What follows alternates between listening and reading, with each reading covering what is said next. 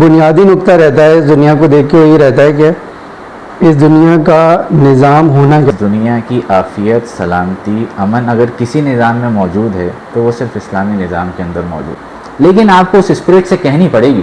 اگر آپ اس اسپرٹ سے خالی ہو کے کلمہ بھی سنائیں گے، ٹوپی بھی سیدھی، جس کلمے سے تمہیں روٹی ملتی ہے اسی کلمے سے مجھے سزائے موت دی جا رہی ہے. دشمن کا دوست ہوتا ہے وہ بھی دشمن ہوتا ہے. تو جب قرآن آیا تو اس سے بہتر بیانیہ کوئی نہیں بن سکا.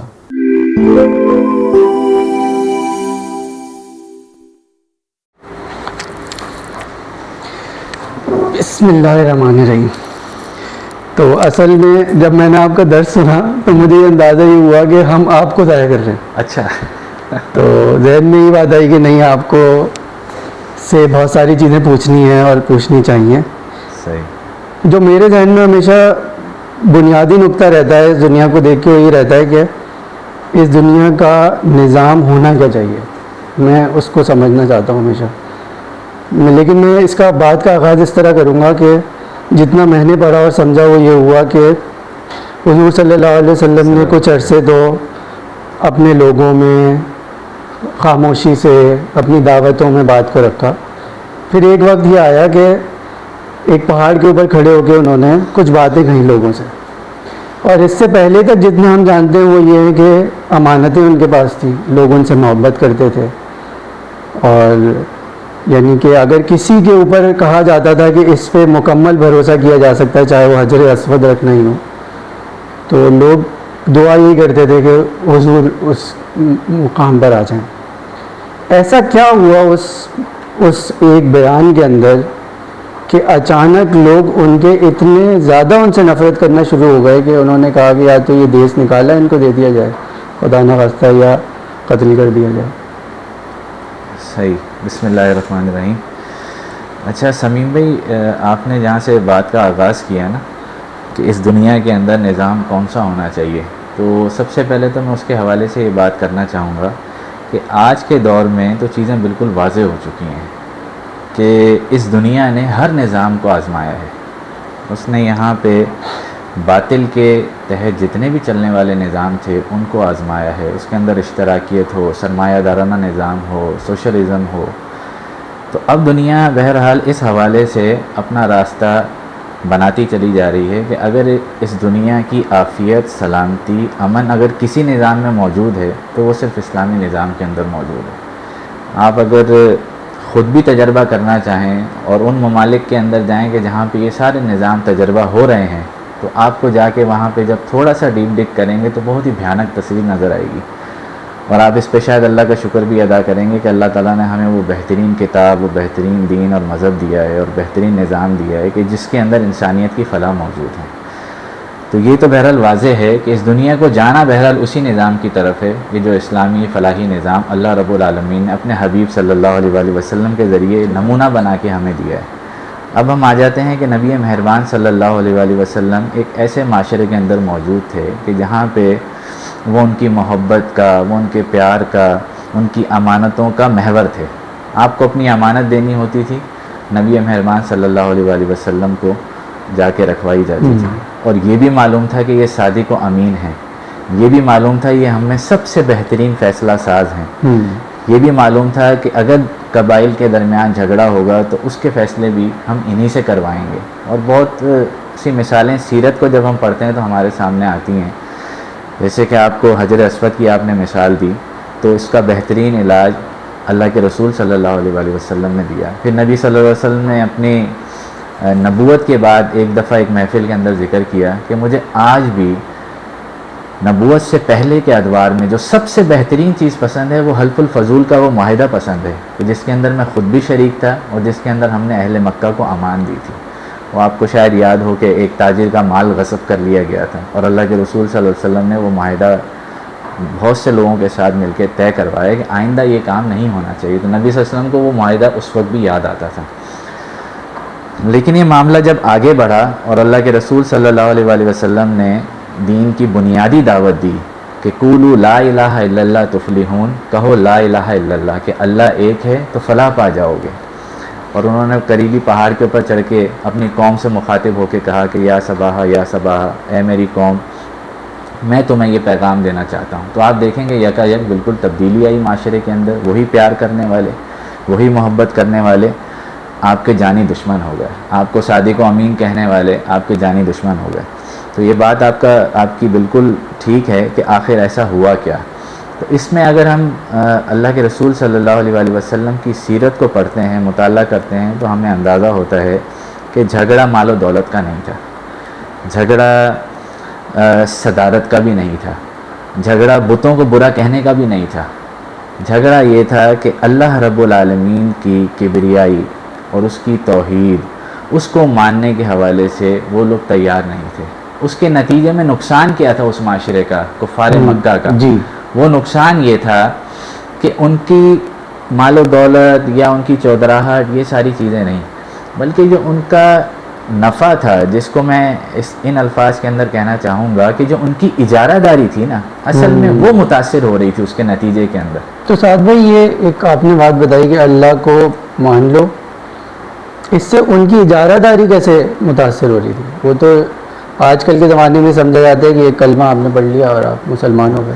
اب یہ کلمہ اگر ہم آج کے دور کے حساب سے سمجھنا شروع کریں گے نا, تو پھر تو یہ کلمہ ان کے لیے بھی قابل قبول تھا. جی, لیکن چونکہ وہ تو خود عربی دان تھے اور وہ سمجھتے تھے, اور ان کو پہلے ہی جملے کے اندر یہ بات شاید بالکل واضح طور کے اوپر سمجھ آ گئی تھی کہ ہم جو پورا نظام لے کر چل رہے ہیں یہ اس کے نتیجے میں تلپٹ ہو جائے گا, وہ نظام آگے چل نہیں پائے گا.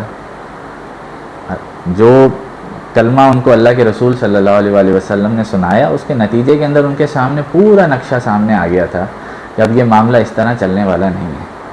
تو جو اجارہ داری کی میں بات آپ سے کر رہا ہوں وہ یہی تھی کہ اس کے نتیجے میں وہ ختم ہوتی چلی جاتی ان کی, اور جو ان کے قوانین تھے, جو ان کا نظام تھا, وہ سارا اس کے نتیجے کے اندر تلپٹ ہو جاتا, اور پھر بعد میں بتدریج وہ ہوتا بھی چلا گیا. اب اس کو تھوڑا سا اگر ہم اس طرح سمجھ لیں کہ نبی صلی اللہ علیہ وسلم نے جب اس دعوت کا آغاز کیا تو اس دعوت کے اوپر پورے معاشرے نے لبیک کہا. وقت لگا, مشکلات آئیں, لیکن آہستہ آہستہ اس کو لبیک کہا. اس کی وجہ یہ تھی کہ وہ جس نظام کو لے کر چل رہے تھے اس کے اندر ظلم تھا, اس کے اندر ناانصافی تھی, اس کے اندر نفرت تھی, اس کے اندر حقوق کو غصب کیا جاتا تھا, اس کے اندر امن نہیں تھا, امان نہیں تھی. اور اللہ کے رسول جو نظام لے کر آئے, اس کی جو سب سے بنیادی بات تھی, جو میں سمجھتا ہوں کہ اللہ کے رسول صلی اللہ علیہ وسلم کی دعوت اور ان کے جو نظام کے اندر جو سب سے بڑی قدر حاصل تھے وہ اخلاقیات کو حاصل تھی. ان کے پیچھے جو اخلاقی نظام اللہ کے رسول صلی اللہ علیہ وآلہ وسلم لے کر آئے, وہ اس وقت اس معاشرے کے اندر ناپید تھا. اس کو میں مزید اگر سمجھنا چاہوں تو دیکھیں, ابھی تو بہترین اخلاقیات شاید کافی لوگوں میں موجود ہوتی ہے, لیکن وہ جب کفر کے معاشروں میں جاتے ہیں تو ان کو تو ویلکم کرتے ہیں لوگ, جبکہ وہاں پہ اخلاقی قدریں ناپید ہیں. تو یہ جو ایک جملہ تھا جس سے وہ سمجھ گئے کہ اب ان کی شاید اجارہ داری نہیں چل سکے گی, اس جملے کے پیچھے کیا کیا چیزیں ایسی تھیں جو ان کو واضح نظر آ رہی تھیں کہ بھائی یہ چیزیں تو اب نہیں ہوں گی؟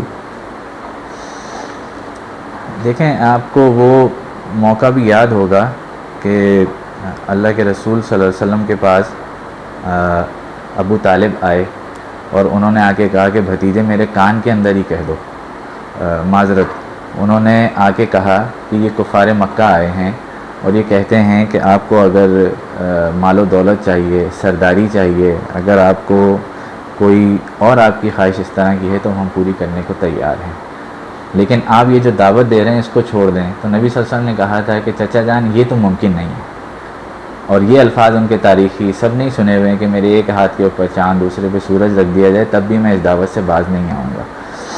تو وہ ہم اس بات کو جب اس سے جوڑتے ہیں کہ یہ مسئلہ صدارت کا تھا یا پھر مال و دولت کا تھا, چودراہٹ کا تھا, تو یہ نہیں تھا. یہ اگر ہوتا تو یہ ساری چیزیں اللہ کے رسول صلی اللہ علیہ وآلہ وسلم کو وہ دینے کے لیے تیار تھے. مسئلہ تو یہ تھا کہ ان کا جتنا بھی بنایا یہ سارا کا سارا نظام ہے, آپ اس کو جب تک اللہ رب العالمین کی تعلیمات کے تابع نہیں لے کر آئیں گے تو تب تک یہ بات آگے بڑھے گی نہیں. تو کفار مکہ کی اگر ہم اب اس مختصر گفتگو کے اندر اگر ہم اس کو کھولنا چاہیں تو یہ اتنا شاید آسان بھی نہیں ہوگا کہ ان کے گھر اور انفرادی عمل سے لے کر ان کے پورے اس وقت کی سوسائٹی کو چینج ہونا پڑتا. اس کے اندر جو عوامل شامل تھے وہ چینج ہوتے تو نتیجتاً اللہ کے رسول صلی اللہ علیہ وسلم کی یہ جو دعوت تھی وہ اس طرح سے پوری ابھر کر سامنے آتی، اور پھر وہ ہو بھی گئی کہ جس میں بہرحال ان کے آپ یہ کہیں کہ اس پہ ان کا کاروبار شامل تھا، ان کے اپنے رسم و رواج شامل تھے، ان کا لین دین شامل تھا، پھر جتنی بھی ناانصافیوں کی شکلیں ہو سکتی ہیں وہ ساری اس معاشرے کے اندر شامل تھیں۔ خود آپ دیکھ لیں کہ عورت کا اگر ہم صرف ایک شعبے کی بات کریں کہ عورت کا کیا مقام تھا اس معاشرے کے اندر، تو آپ کو اندازہ ہوگا۔ اب اس کے مقابلے میں جب آپ اللہ کے رسول صلی اللہ علیہ وسلم نے عورت کو عزت دی تو لوگوں نے اس کو قبول کیا، لوگوں نے اس کے اوپر لبیک کہا، اور اس کے بعد لوگ جڑتے چلے گئے اور معاشرے کے اندر اصلاح پیدا ہوتی رہی۔ یعنی آپ یہ کہہ رہے ہیں کہ جو کلمہ ہے ہمارا وہ باقاعدہ للکار ہے ایک باطل نظام کے خلاف؟ جی ہاں، بالکل للکار ہے، اور میں یہ کہنا چاہ رہا ہوں کہ وہ للکار کسی ایک خاص شعبے کو لے کر نہیں ہے، وہ پورے نظام کے طور پہ للکار ہے۔ میں نے جو 4-5 چیزیں آپ کو گنوائیں وہ اسی لیے گنوائیں کہ اس میں مال و دولت کا مسئلہ یا دیگر جتنی بھی آفرز ہو سکتی تھیں، یہ صرف اس کے اوپر ضرب نہیں تھی، اس پورے نظام کے اوپر ضرب تھی کہ جس کو تبدیل ہونا تھا۔ اس میں آپ جتنی بھی چیزیں دیکھیں گے تو وہ ساری کی ساری چیزیں تبدیل ہونے والی تھیں، وہ قابل اصلاح تھیں۔ اس لیے یہ کہنا بالکل آپ کی بات بجا ہے کہ وہ جو للکار تھی وہ پورے نظام کے اوپر تھی۔ اللہ کے رسول صلی اللہ علیہ وسلم غار حرا میں موجود تھے، اور پھر وہاں پہ پہلی وحی نازل ہوئی، اور اس کے بعد وہ ورقہ بن نوفل تک کا پوری ایک داستان ہے۔ وہاں آئے اور اس کے بعد جبریل امین کیا پیغام لے کر اللہ کے رسول صلی اللہ علیہ وسلم کے پاس آئے، وہ یہی تھا کہ قم فانذر وربک فکبر، کہ اٹھو اے اور لپیٹ کے سونے والے اور اپنے رب کی کبریائی کا اعلان کرو۔ تو یہ جو اعلان تھا دراصل یہ پھر آپ کے سامنے بدر بھی لے کر آیا، احد بھی لے کر آیا، اس میں پھر طائف بھی آیا، اس کے اندر پھر شعب ابی طالب بھی آیا، اور پھر دیکھیں وہ نظام تبدیل ہونا شروع ہو گیا۔ میں پھر واپس جاؤں گا۔ جی جی، دیکھیں بات یہ ہوئی کہ جو حضور صلی اللہ علیہ وسلم پہاڑ پہ کھڑے ہوئے تو بظاہر تو بات بڑی مختصر سی کی تھی انہوں نے، اور اگر آپ اس ظاہری بات کو دیکھیں تو یہاں تو تقریباً سب کر رہے ہیں، لیکن اس سب میں یہ تو لگتا ہے کہ شاید انسان کو شخصی طور پہ بدل جانا چاہیے جو اب بات ہو رہی ہے، یا جو ان الفاظ کے ظاہری مطلب ہے اس سے یہ تو ہو سکتا ہے کہ آپ عبادات کو اپنا لیں، آپ رسم و رواج کو یعنی کسی حد تک معاشرے تک یہ بات پھیلا دیں، لیکن وہ نظام ظاہری طور پہ تو اس میں نظر نہیں آ رہا کہ اس میں تو یہ ہے کہ ایک اللہ کو مان لو تو شاید ہم عبادات میں بت پرستی چھوڑ دیں گے، لیکن وہ نظام وہ یعنی وہ اس میسج کو اتنی ڈیپتھ میں سمجھ گئے شاید ہم نہیں سمجھ سکے مسلمانوں کے، وہ مطلب ظاہری طور پہ تو ایسا لگتا ہے کہ یہ تو بس ایک انفرادی بات تھی، اور اگر آپ آج کے معاشرے کو دیکھیں تو کلمہ پڑھنے کا مطلب تو شاید کچھ عبادات کی پابندی رہ گیا۔ اس وقت تو دیکھیں اسلام بہرحال کچھ چند رسومات کا نام رہ گیا ہے، اور جب ہم کسی سے کلمے کی دین کی بات کرتے ہیں تو شاید ہمارے ذہن میں بھی یہی تصور آتا ہے کہ بھائی اچھا لباس ہونا چاہیے جس طرح کا اسلام ہمیں بتاتا ہے، کھانے کے یہ آداب ہونے چاہیے، اور سر ڈھکنے کے یہ آداب ہونے چاہیے، ٹخنوں سے اوپر پائچے ہونے چاہیے، تو یہ شاید ہمارا کل کا کل اسلام ہے۔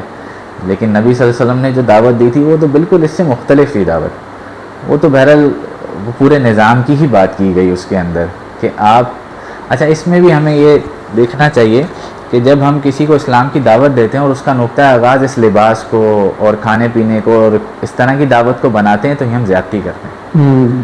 اصل میں جب آپ کا اسلامی نظام نافذ ہوتا ہے تو یہ اس کے نتائج میں سے شامل ہے کہ آپ کا لباس خود بخود ٹھیک ہو جائے گا۔ اللہ کے رسول صلی اللہ علیہ وسلم نے لباس کے اوپر کس وقت کب اور کتنی بات کی ہے؟ کیا آپ مجھے بتائیں کہ نبی صلی اللہ علیہ وسلم نے دعوت دی تو کیا لباس کی بات کی؟ کیا ان کی جو انفرادی معاملات تھے اس کی بات کی؟ بلکہ ہمیں شاید ہم سیرت پڑھتے ہیں تو حیرت ہوتی ہے کہ اس وقت جتنے بھی لوگ تھے ان کا لباس دیکھتے تو آپ تفریق نہیں کر سکتے تھے۔ اسی طریقے سے جب کوئی باہر سے کوئی فرد اللہ کے رسول سے ملنے آتا تھا ان کی محفل کے اندر آ کے تو پوچھتا تھا کہ آپ میں سے محمد صلی اللہ علیہ وسلم کون ہیں، تو بظاہر کو اتنا زیادہ فرق محسوس نہیں ہوتا تھا۔ اس پہ مجھے ایک اپنا شعر یاد آ گیا کہ باندھ کر ستاروں پہ آ گیا کوئی گھوڑا، یہ اس زمانے کی بات ہو رہی ہے، اور ہم نے پائچا ٹھیک سے نہیں موڑا۔ کیا بات ہے، اب یہ فرق دیکھیں نا، زمین و آسمان کا فرق ہے اس کے اندر جو موجود ہے. اچھا، اس سے مجھے ایک اور بات ذہن میں یہ آئی کہ ظاہر ہے کہ اسلام جو ہم سمجھتے ہیں وہ نہ عرب تک رہنا ہے نہ ایشیا تک رہنا ہے، اس نے تو پھیلنا ہے. تو اس کا مطلب یہ ہوگا کہ پھر وہ جو اصول ہیں وہ وہی رہیں گے، اور لباس اور دوسری چیزوں میں جو فرق ہے وہ بس ان اصول کا پابند ہو جائے گا. جی ہاں، بالکل اسی طرح. ورنہ اگر آپ کسی کو جس نے زندگی بھر شلوار قمیض نہ پہنی ہو زبردستی پہنائیں گے تو اس کی آدھی زندگی تو شاید اسی کشمکش میں گزر جائے گی کہ میں نے اس کو پہننا ٹھیک سے کیسے. اسلام اصل میں نا آپ کو ایک ماحول دیتا ہے، ایک ایسا صاف ستھرا ماحول کہ جس کے اندر نیکی کرنا آسان ہو جائے اور برائی کرنا مشکل ہو جائے. آپ اس ماحول کو اپنا لیں تو پھر آپ کے لباس سے اسلام کو کوئی تکلیف نہیں ہے. آپ کے اوڑھنے لپیٹنے بیٹھنے اٹھنے سے اسلام کو کوئی تکلیف نہیں ہے. آپ کے بولنے چالنے سے پھر اسلام کو کوئی تکلیف نہیں ہے. لیکن اگر آپ اس ماحول کو اپنا لیں تو آپ دیکھیں کہ معاشرے کے اندر نیکی پھیلتی چلی جائے گی. تو اسلام نے اصل میں بنیادی طور پہ وہ ماحول دیا ہے. یعنی آپ یہ کہنا چاہ رہے ہیں کہ اسلام یہ کہتا ہے کہ ایک ایسا نظام بنا دو جس کے تحت شخصی حیثیت تک اچھائی جاتی چلی جائے. جی. اور ہم شاید نیچے سے شروع کر رہے ہیں اس بات کو. ہم تو شاید اس کو شروع کر بعد وہی ہیں ہم وہی ہیں اور اس آگے بڑھ نہیں رہے، اس کو پھیلانے کی بات نہیں کر رہے. اسلام اصل میں نا دیکھیں، نبی صلی اللہ علیہ وسلم تو دین کو قائم کرنے کے لیے آئے تھے نا، اور یہ قائم کرنا لفظ ایسا ہے کہ اس کو سمجھنا چاہیے. آپ بتائیں آج دین کے قائم کرنے کے حوالے سے ہمارے معاشرے میں کتنی بات ہو رہی ہے؟ کوئی بات ہی نہیں ہوتی ہے. حالانکہ دین کی تو ایک ہی دعوت تھی، ان اقیموا الدین ولا تتفرقوا فیہ. اور یہ سورہ شورى کی آیات ہیں، اور اس میں اللہ تعالیٰ نے بڑی واضح طور کے اوپر چیزیں سامنے رکھی ہیں کہ شرع لکم من الدین ما وصى به نوح والذی اوحینا الیک وما وصینا به ابراہیم وموسیٰ وعیسیٰ ان اقیموا الدین ولا تتفرقوا فیہ. کہ دیکھو میں نے جو تمہیں دعوت دی وہ پہلے انبیاء کی دعوت بھی یہی تھی، نوح کی دعوت بھی یہی تھی، ابراہیم کی دعوت بھی یہی تھی، اور اے محمد صلی اللہ علیہ وسلم آپ کی بھی دعوت یہی ہے کہ دین کو قائم کرو.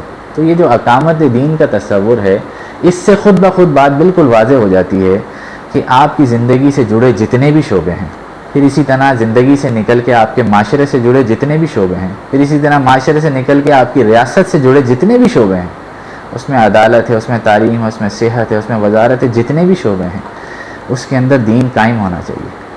اور یہاں میں بات کوٹ کرنا چاہوں گا مولانا مودودی رحمۃ اللہ علیہ کی ایک کتاب ہے اسلامی دستور کی تدوین. اسلامی دستور کی تدوین بہت مختصر چھوٹی سی کتاب ہے، اور وہ اصل میں بنیادی طور پہ ایک تقریر ہے جو انہوں نے وکلا سے کی تھی. اب مجھے یہ یاد نہیں کہ وہ کراچی بار ایسوسی ایشن سے کی یا لاہور یا کہاں. اس میں انہوں نے بڑی بنیادی بات یہ کہی کہ دیکھیں یہ جو اس قرآن ہے اور اللہ کے رسول صلی اللہ علیہ وسلم کی جو سیرت ہے یہ ہمارے دستور کا ماخذ ہے، اس کو سمجھنا چاہیے. یہ اصل میں اصول ہیں، یہ اصل میں رہنمائی ہے. اس کے مطابق آج ہم اپنے معاشرے کے اندر اپنے دستور کی تدوین کریں گے، اپنے حالات اپنے معاملات کے حساب سے ہم اس کو اپناتے چلے جائیں گے. اس روشنی کے اندر رہتے ہوئے ہم اپنے سارے کام کریں گے. جب آپ اس روشنی میں رہتے ہوئے کریں گے آپ کے مسائل حل ہونا شروع ہو جائیں گے. اس میں مجھے علامہ اقبال کا ایک شعر یاد آ گیا کہ یہ جملہ لکھ دیا کس شوخ نے محراب منبر پر، محراب مسجد پر، کہ ناداں گر گئے سجدوں میں جب وقت قیام آیا. میں کیونکہ اس موضوع پہ بہت زیادہ پریشان بھی رہا ہوں. جب میں لوگوں سے بات چیت کرتا ہوں ہماری اپنے آفس میں یا کسی اور جگہ کے اوپر، تو مجھے اندازہ یہ ہوتا ہے کہ واضح نہیں ہے یہ موضوع. اس لیے میں بار بار اس طرح واپس آ رہا ہوں. یہاں تک کہ ایک بہت اچھے مدرس تھے اور کافی ان کے درس اٹینڈ بھی کیے میں نے. تو میں نے ان سے بھی جب اس طرح کا سوال کیا تو وہ مجھے ایک تو مکمل جواب نہیں دے پایا، بلکہ وہ یہ چونکے کہ یہ سوال ہوا نہیں ہے. میں نے ان سے یہ سوال کیا تھا کہ جو اب اگلی گفتگو کا مرحلہ اس میں، کہ حضور جو کہ اس پورے معاشرے میں سب سے زیادہ چاہے جانے والے تھے اور جن پہ لوگ بھروسہ کرتے تھے، اور اس معاشرے میں بھروسہ کرتے تھے جہاں پہ لوٹ مار عام تھی، قتل و غارت گری عام تھی، وہاں پہ کوئی اگر اپنی امانت رکھوا رہا ہے تو وہ کتنا کلین ہوگا، کتنا انکرپٹیبل ہوگا وہ، کہ جس کے لیے وہ آنکھیں بند کر کے ان کے پاس، یہاں تک کہ جب نفرت کرنا شروع ہو گئے تب بھی امانتیں انہیں کے پاس ہیں. انہوں نے کچھ کہا اور وہ اس جملے سے لوگوں نے جو اخذ کیا وہ ایک ایسی چیز تھی کہ جو ان کی ساری جو اجارہ داری تھی وہ ختم کر دی اور وہ ان سے نفرت کرنے لگے. یہاں تک کہ پھر یہ بھی ہوا کہ سب سرداروں نے فیصلہ کیا کہ ہم سب مل کے اگر خدا نخواستہ حملہ کریں گے تو کسی پہ بات نہیں آئے گی, لیکن یہ بات دب جانی چاہیے. پھر یہ بھی ہوا کہ جب پتہ چلا کہ ہجرت پر جا رہے ہیں تو پیچھے پڑ گئے اور حضور کو پہلے ایک دوسرا راستہ لینا پڑا, پھر وہ دوسرے راستے کے اوپر گئے. اس حد تک نفرت. پھر نفرت کی مزید مثال یہ کہ انہوں نے کہا کہ ان کو چلو دیس نکالا, ہو بھی گئے سارے مسلمان, تو ان کو وہاں جا کے ان کے ساتھ لڑو, پھر دوسری دفعہ لڑو, یہاں تک کہ پھر خندق میں سارے ہی آ گئے کہ بھائی ان کو ایک دفعہ ختم کر دو خدا نخواستہ. ایک یہ ہمارے درمیان ایک میسج ہے جس کی نفرت اتنی آگے تک جاری ہے, یعنی آپ سمجھ لیں کہ تقریباً 23 سال تک جاری ہے, 20 سال تک جاری ہے. اگر خندق سے دیکھ لیں آپ تو یہاں تک کہ چلیں وہاں سے دیکھ لیں کہ فتح مکہ سے پہلے جو صلح حدیبیہ ہوئی تو کہا کہ تم حج پہ نہیں جاؤ گے, عمرے پہ نہیں جاؤ گے, اور وہیں سے واپس لوٹنا پڑا حضور کو اس سال. اور اب یہ ہوتا ہے کہ ہمارے جو مبلغین ہیں وہ جاتے ہیں دوسرے ملکوں کے اندر, بلکہ ان کو بلایا جاتا ہے کہ بھائی آپ آئیں اور یہاں پہ جو مسلمان تھوڑے سے وائلنٹ ہوئے ہوئے ہیں ان کو کچھ اخلاقیات سکھائیں, ان کو اچھا بچہ بنائیں. ایسی کیا چیز ہے جو وہ نہیں کہہ رہے کہ جس کی وجہ سے شاید ان سے بھی زیادہ آج کل کے زمانے کے برے کفار اور ان سے بھی بڑے قاتل موجود ہیں اور تعریفیں کر رہے ہیں. یہ اصل میں آپ جو بات کر رہے ہیں نا وہ آپ اس میں اپنے جذبات کا بھی زبردست اظہار کر رہے ہیں کہ ہم اسلام کی وہ دعوت پیش کریں کہ جس کے نتیجے میں کوئی تبدیلی آنی چاہیے, لوگوں کو احساس ہونا چاہیے کہ بھائی کوئی بات کی گئی ہے. اب تو واقعی آپ کی بات ٹھیک ہے کہ آج کل رمضان چل رہا ہے نا, تو میرے خیال میں اس وقت وائٹ ہاؤس میں بھی افطار ہو رہی ہوگی. جی, تو ایسی روزے بھی رکھ رہے ہوں گے, روزے بھی رکھ رہے ہوں گے. تو یہ روزوں کا درس تو اللہ کے رسول نے نہیں دیا تھا. اللہ کے رسول نے تو جن روزوں کا درس دیا تھا اور جن نمازوں کا درس دیا تھا اس نے تو کفار کی ساری زمینیں ہلا دی تھیں, بنیادیں ہلا دی تھیں. تو ہم اس سے ثابت ہوتا ہے کہ ہم وہ دعوت بنیادی طور پہ پیش کر ہی نہیں رہے ہیں. اور یہ بھی ایک مزے کا خیز معاملہ ہے کہ آپ مغرب میں جاتے ہیں, ویسٹرن سوسائٹیز میں جا کے جب اخلاقیات کی بات کرتے ہیں تو وہ بات بھی پھر میل نہیں کھاتی, کیونکہ شاید وہ ہم سے اس معاملے میں بہت زیادہ آگے ہیں اس وقت مسلمان معاشرے سے, کہ جھوٹ ان کے ہاں بہرحال کم ہے, انصاف کے اوپر مبنی معاشرہ ہے. آج یہ جتنی آپ کو مغربی قوتیں نظر آتی ہیں وہ ویسے ظلم تو کر رہی ہیں لیکن ان کی عدالتوں کے اندر انصاف تو موجود ہے نا. صحیح بات ہے, آج بھی ان کو جواب دینا پڑتا ہے. تو اس لحاظ سے بہرحال یہ بات بالکل ٹھیک ہے کہ ہم اس بنیادی دعوت کو لے کر آگے چل ہی نہیں رہے ہیں. تو اس کے حوالے سے میں سورہ بقرہ کی چند آیات آپ کے سامنے رکھوں گا اور میرے خیال میں اس کا جواب اس میں موجود ہے. تو اس میں سورہ بقرہ میں آیت الکرسی ختم ہوتی ہے اور آیت الکرسی میں اللہ تعالیٰ نے اپنی عظمت بیان کی ہے, اپنی بڑائی بیان کی ہے, اور اس کے فوراً بعد یہ آیات شروع ہو جاتی ہیں. اور وہ آیات کچھ اس طرح سے ہیں کہ لا اکراہ فی الدین, یہ ہم نے بہت مشہور آیت ہے, لوگ سناتے بھی ہیں کہ دین میں کوئی جبر نہیں ہے. تو اللہ تعالیٰ کہتا ہے لا اکراہ فی الدین قد تبین الرشد من الغی فمن یکفر بالطاغوت ویؤمن باللہ فقد استمسک بالعروۃ الوثقی, کہ جس نے طاغوت کا انکار کیا. اصل میں جب آپ جا کے طاغوت کے انکار کی دعوت دیں گے تو پھر معاملہ بالکل تبدیل ہوگا.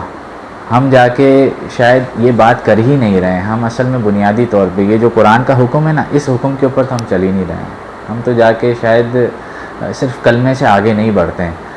تو اسلام کی بنیادی دعوت جو ہے وہ طاغوت کا انکار ہے. فمن یکفر بالطاغوت ویؤمن باللہ فقد استمسک بالعروۃ الوثقی, جس نے اس سہارے کو تھام لیا وہ بہترین اور مضبوط سہارا ہے, اور جس نے طاغوت کا انکار کیا. تو یہ اصل میں بنیادی دعوت ہے کہ ہم ان کے نظام کو چیلنج کریں. اصل میں یہ بھی ہمیں سمجھنا چاہیے کہ طاغوت جو ہے نا اس کا سب سے بڑا علم بردار کون ہے؟ شیطان ہے.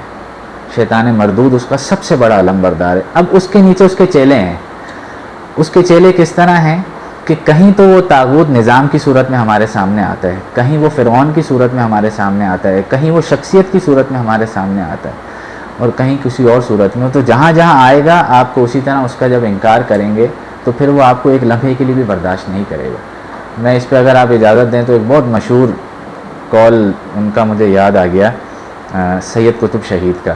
وہ جیل کے اندر موجود تھے، تو بار بار ان سے یہ کہا جا رہا تھا کہ آپ معافی کی درخواست دیں، تو وہ نہیں مانے کسی بھی صورت. تو جب بالکل ان کی پھانسی میں ایک آدھ دن رہ گیا سزائے موت میں، تو کچھ علماء کا بورڈ بنایا گیا، اور جو بڑے بڑے علماء تھے وہ ان کو پھر سمجھانے کے لیے جیل میں آئے. تو انہوں نے آگے کہا کہ دیکھیں ہمارا دین ایسا ہے، ہمارا دین ایسا ہے، تو آپ جو ہے یہ برائے مہربانی اس راستے سے ہٹ جائیں. تو انہوں نے بڑا زبردست جملہ کہا. تو انہوں نے علماء کرام سے مخاطب ہو کے کہا کہ دیکھو سنو، جس کلمے سے تمہیں روٹی ملتی ہے اسی کلمے سے مجھے سزائے موت دی جا رہی ہے. تو یہ فرق ہے. یہ کلمے کی دعوت پہ بالکل تبدیل ہو جاتی ہے. وہی کلمہ جب آپ کسی کے زانوں پہ بیٹھ کے اس کو سمجھائیں گے تو وہ کچھ اور معنی دے گا. جب آپ اس کے نظام کو چیلنج کر کے اس کلمے کو سنائیں گے، جس طرح اللہ کے رسول نے اس پہاڑی کے اوپر سنایا یہ کلمہ، وہ فرق یہی تھا. تو پورا نظام ہل گیا تھا کہ یہ تو بات کچھ اور ہو رہی ہے. اس کے نتیجے کے اندر اللہ کے رسول نے پھر کہا بھی نا کہ دیکھو اس کلمے کو اپنا لو تو عرب و عجم تمہارے زیر نگیں آ جائیں گے. کہ یہ یعنی وہاں تک جا رہا تھا نظام. تک یہ دور اندیشی اللہ کے رسول کی دیکھیے نا کہ کس طرح ہے کہ لوگوں کو اس طرف لے کر آ رہے تھے.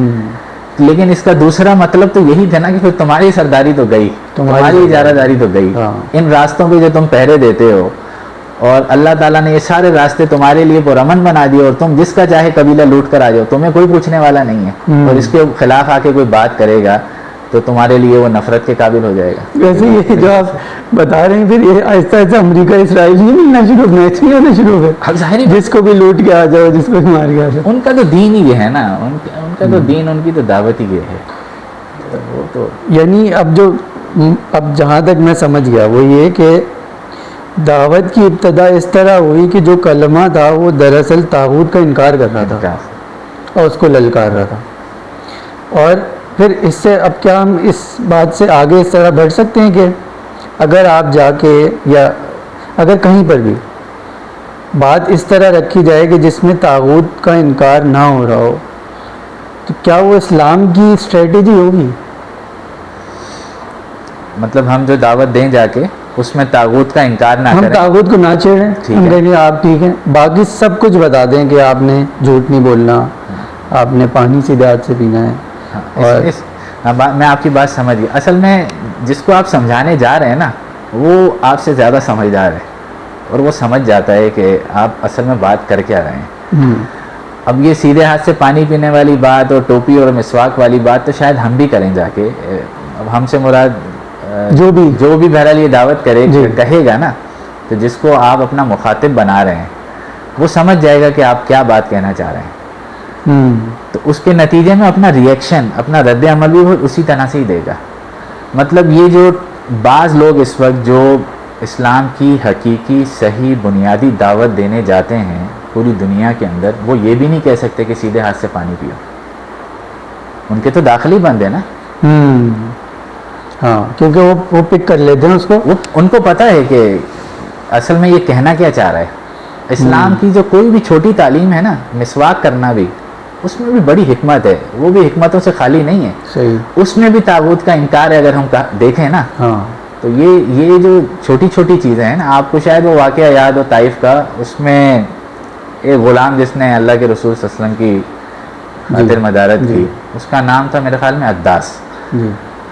وہ مسلمان ہو گیا. اور وہ کیوں مسلمان ہوا، بڑا زبردست واقعہ ہے کہ نبی صلی اللہ علیہ وسلم کو اس نے انگور پیش کیے. نبی صلی اللہ علیہ وسلم نے انگور کھانے لگے تو اس سے پہلے بسم اللہ پڑھی، بسم اللہ الرحمن الرحیم، اور وہ انگور کھا لیے. وہ یہ سنا تو وہ ہل کے رہ گیا. اس نے کہی آپ نے کیا بات کہہ دی ہے، اللہ کے نام سے آپ شروع کرنے کا کہہ رہے ہیں. وہ سمجھ گیا، وہ جانتا تھا. اس نے پھر یہ کہا کہ یہ تو بات میں نے وہاں بھی سنی ہے. میں جس علاقے سے آیا، اللہ کے رسول نے پوچھا کہ آپ کس علاقے سے آئے، میں کہا میں نینوا سے آیا ہوں. تو نبی صلی اللہ علیہ وسلم بڑے خوش ہوئے. انہوں نے کہا اچھا میرے بھائی یونس کے علاقے سے آئے ہو تم. اچھا. تو وہ عداس جو تھا وہ اللہ کے رسول کی بسم اللہ، یعنی کہ یہ چیز بھی چھوٹی نہیں ہے، لیکن آپ کو اس اسپرٹ سے کہنی پڑے گی. اگر آپ اس اسپرٹ سے خالی ہو کے کلمہ بھی سنائیں گے، ٹوپی بھی سیدھی کروائیں گے، تو پھر آپ کے اس کا کوئی فائدہ نہیں ہے. اور اس اسپرٹ کے ساتھ اگر آپ کسی کو مسواک کی بھی دعوت دیں گے نا، تو وہ پوری دعوت سمجھ جائے گا وہ بات، اور پھر کوئی کرنے بھی نہیں دے گا نا. وہ پھر کرنے ہی نہیں دے گا. اس وقت تو کم از کم دنیا اس نہج پر آ گئی ہے کہ وہ آپ کی کسی چھوٹی چیز کے لیے بھی برداشت کا مادہ نہیں رکھتی اپنے اندر.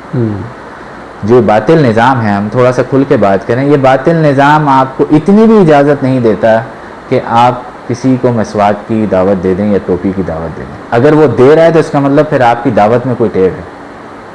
اگر وہ آپ کو آ کے وائٹ ہاؤس میں افطار کرنے دے رہا ہے تو اس کا مطلب تو پھر یہ ہے کہ آپ کی دعوت، اس کی بنیاد کچھ اور ہے، یا آپ نہیں سمجھ پائے یا آپ سمجھا نہیں پائے. جی ایک بڑا مشہور واقعہ یاد آ گیا، تو ہم ان صاحب کا نام شاید نہ لیں، کہ جب 9/11 کے بعد ریڈ ہو رہے تھے تو وہ یو کے میں تھے.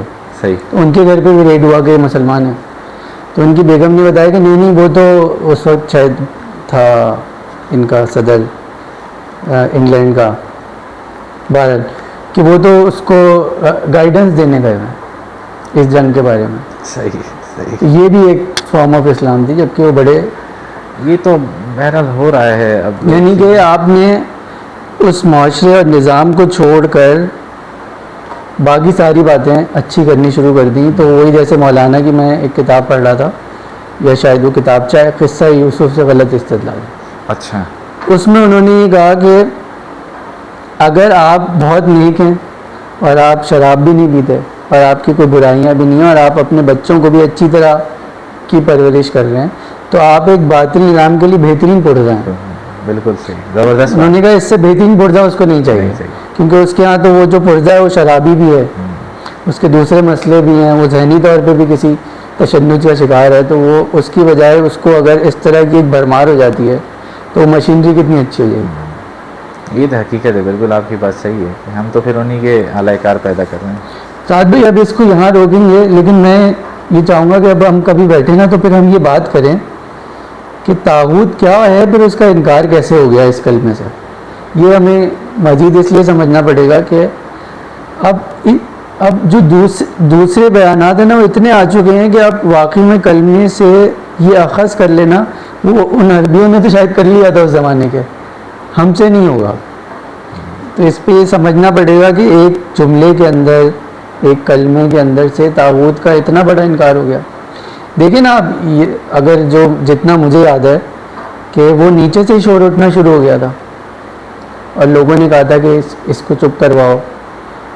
تو وہ یعنی کہ ایسا ہوتا ہے کہ آپ ایک برے معاشرے میں بھی جاتے ہیں تو وہ آپ کی بات سن کے دوسری تیسری دفعہ کہتے ہیں یار یہ بندہ ہمارے کام کا نہیں ہے، لیکن اتنی جلدی پک کر لیا انہوں نے.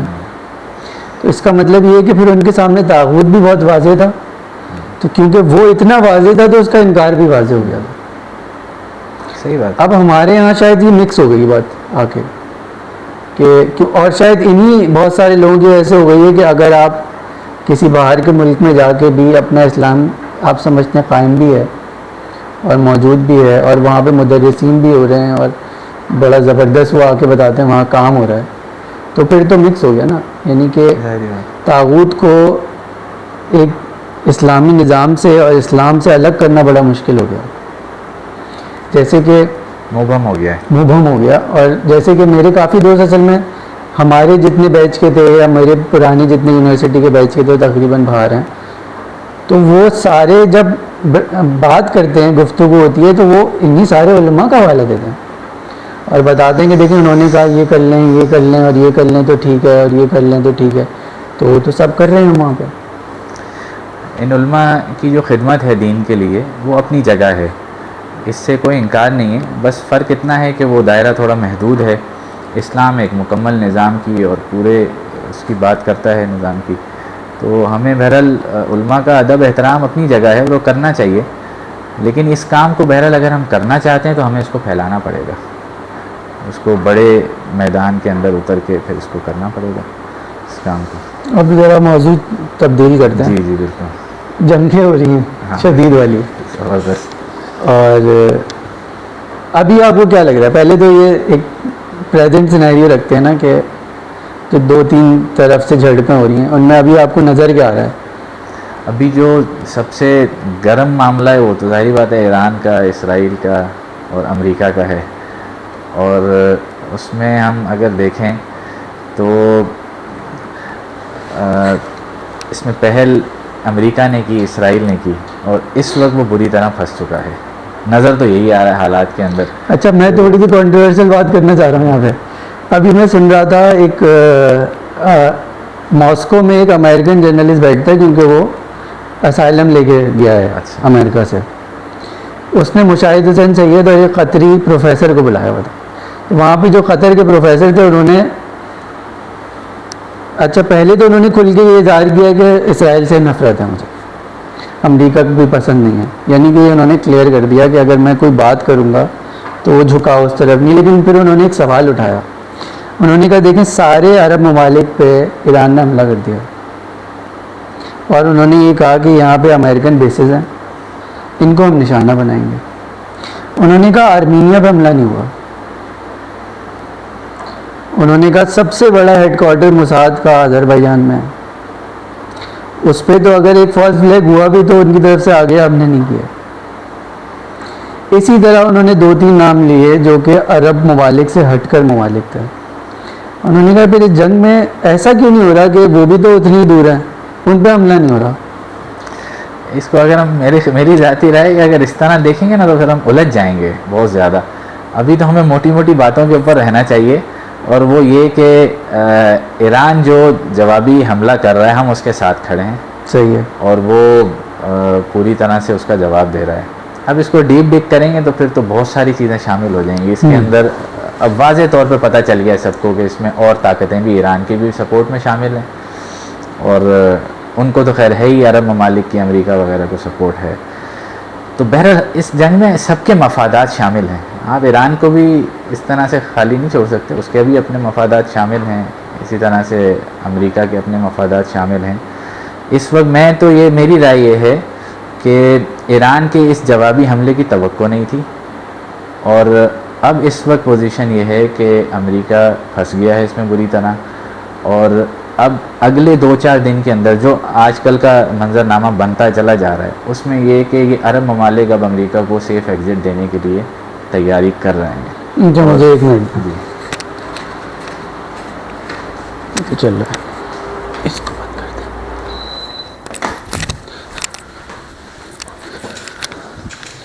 پاکستان کا جو اس میں کردار ہے وہ آپ کیسے دیکھ رہے ہیں؟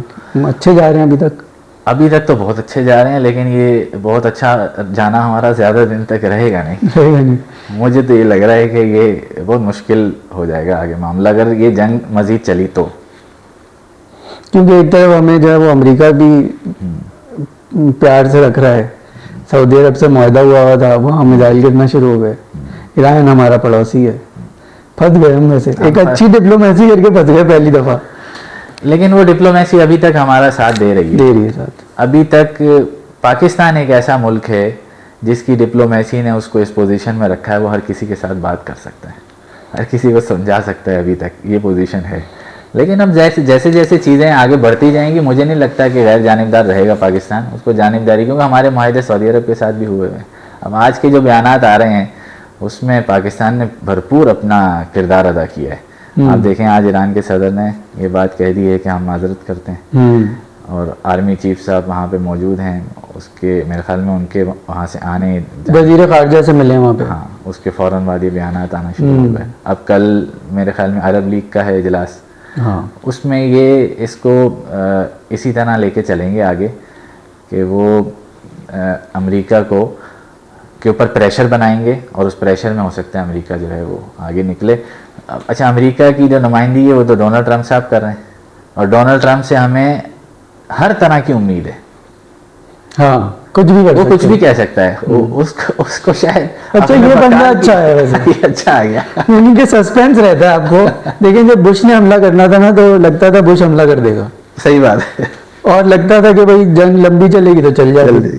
یہ بندہ ایسا ہے کہ شاید اس کو خود بھی نہیں پتا ہوتا, خود بھی نہیں پتا. کل اٹھتا ہے ایک نئی مووی دیکھ کے کہتا ہے یہ کر دو, تو یہ ہمارے لیے فائدہ بھی ہے. کل کے وہ کہے بھائی ہاں میرا دل بھر گیا بس میں جا رہا ہوں, اب تو وہ چلا بھی جائے گا. بہت زیادہ رکھ رکھاؤ والا انسان لگ نہیں رہا وہ فرق. اچھا اب جیسے ایک میں 2-3 چیزیں بڑی مزے کی ہوئیں مجھ سے ابھی, اور لوگ پتہ نہیں جیسے کہ اب آفس میں کافی جونیئر لوگ ہیں تو وہ کر بھی لیتے ہیں سوال. تو کہنے ہیں کہ کوئی تاریخ میں 2 لوگوں کو آج آپ واپس بلانا چاہیں پاکستانی تاریخ کے, 2 کون لوگ ہوں گے؟ تو اب وہ میرا جھکاؤ ہے ایک طرف, تو میں نے ان سے کہا کہ دیکھیں ایک تو میں مولانا سے 10 منٹ کے لیے مل کے پوچھنا چاہوں گا کہ اب ہمیں کرنا کیا چاہیے. اور دوسرا میں نے کہا کہ پھر اگر صرف جرنیلی کے حساب سے دیکھیں تو میں یہ چاہوں گا کہ ضیاء الحق واپس آئیں, تاکہ وہ جو ایک اسلامی اتحاد کی بنیاد رکھ کے سوویت یونین پیچھے گئی تھی, تو اب آپ سمجھ لیں ایک اور سوویت یونین ٹائپ کی چیز دوسرے پڑوس میں آئی ہوئی ہے. تو کوئی ایسا بندہ چاہیے تھا جو فورس ہی کر لیتا کہ میں اس کو کہاں تک پیچھے لے کر جاؤں گا. یعنی کوئی اتنی پسند کی بات نہیں تھی اس سے, میں اس کی ملٹری ٹیکٹکس کی بات کر رہا ہوں. صحیح ہے, یعنی ٹیکٹیکل جینیس کوئی آدمی ہمیں دوبارہ واپس چاہیے. تو پھر اس نے اگلا سوال یہ کیا کہ پھر اگر ان میں کسی کو فل کرنا ہو, میں نے کہا شاید مولانا کو تو شاید ہمارے حافظ صاحب فل کر دیں گے, نہیں سوری ضیاء الحق کو تو حافظ صاحب فل کر دیں گے, مولانا سے دوبارہ پوچھنا ہے. میں اس کو یعنی اس کو اس طرح دیکھ رہا تھا کہ اگر بینگ مسلم کہیں کھڑا ہونا ہو ابھی اس ٹائم, تو یہ بھی تو ڈیسیجن لینا بڑا مشکل ہو گیا کہ پھر ہم اس پورے کرائٹیریا کے حساب سے کہاں کھڑے ہوتے یا ہم صحیح کھڑے ہیں. ابھی تک تو ہم میرے خیال میں بالکل ٹھیک اپنی پالیسی لے کر چل رہے ہیں. مسلم ہونے کا مطلب یہ نہیں ہے کہ آپ اپنی کوئی خارجہ پالیسی نہ بنائیں, آپ اپنے دوست اور دشمن کا انتخاب نہ کریں, یا آپ اپنے مفاد کو سامنے نہ رکھیں. آپ جس ریاست کے اندر موجود ہیں آپ کو اس ریاست کے مفاد کا بھی تحفظ کرنا ہے. اور اس میں یہ بھی لازمی نہیں ہے کہ اگر ایسے حالات پیدا ہوئے ہیں کہ کئی اسلامی ریاستیں سب اپنے اپنے مفادات کو سامنے رکھ کے آگے بڑھیں گی, ایک نقطے پہ آگے جا کے وہ مل بھی جائیں گی, تو یہ بہت اچھی بات ہوگی. تو اس میں میرے خیال میں کوئی مسئلہ نہیں ہے. پاکستان اس وقت جس جگہ اور پوزیشن پہ کھڑا ہوا ہے وہ بہت بہتر ہے خارجہ پالیسی کے اعتبار سے. باقی اس کا ایک دوسرا اثر جنگ کا یہ بھی تو ہے نا کہ ہماری عوام وہ مہنگائی کے اس سے پستی چلی جا رہی ہے, تو اس کے اثرات کیا آئیں گے ہماری عوام کے اوپر. تو اس کی بہرحال پالیسی جو ہے وہ ہماری ملک حکومت کو وہ بہتر کرنی چاہیے, درست کرنی چاہیے, اور وہ میں سمجھتا ہوں کہ بالکل بھی ٹھیک نہیں ہے.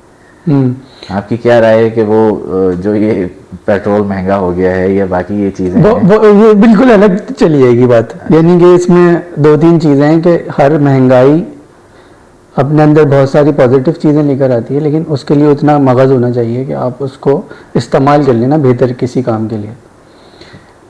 اور اگر جیسے کہ ایک چھوٹی سی مثال ہے کہ پیٹرول کا بہت استعمال اچھا بھی تو نہیں ہے نا, صحیح ہے. تو آپ نے کیا وہ طریقہ کار اپنائے ہیں کہ لوگ جو ہے وہ کم استعمال کریں, لیکن اس کا طریقہ یہ نہیں ہے مہنگا کر کے آپ روک دیں لوگوں کو. اچھا اگر وہ طریقہ کار اپنائیں گے تو پھر پہلے مہنگا کر دیں گے آپ, اچھا اس سے بھی مہنگا کر دیں گے.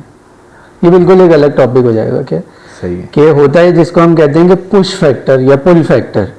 وہ یہ ہوتا ہے کہ آپ نے ایک فیسلٹی دی, لوگ استعمال نہیں کر رہے, پھر آپ کہتے ہیں مہنگا کر دو.